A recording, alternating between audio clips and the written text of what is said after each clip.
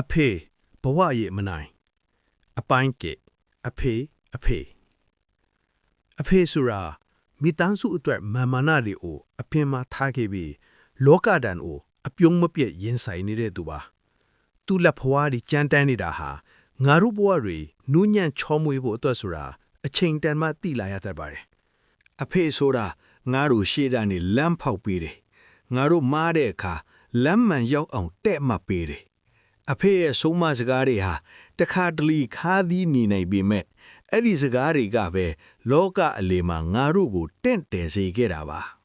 အပိုင်း3နောက်ဆုံးကျန်ရစ်မဲ့တန်ဖိုးလောကမှာအဖေဆိုတဲ့အရေးခါပူပြင်းတဲ့နေရောင်အောက်ကတစ်ပင်ကြီးတစ်ပင်နဲ့တူပါတယ်မိသားစုကိုအေးမြစေဖို့သူကိုယ်တိုင်နေဘူးတန်းကိုအန်တုခံယူတယ်ဒါကြောင့်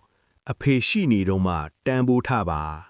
အဖေရှိနေတော့မှနားလေပေးပါအဖေဆိုတာတခါပဲရနိုင်တဲ့ဘဝရဲ့အကြီးမားဆုံးဆုလပ်တစ်ခုမို့လို့ပါပဲ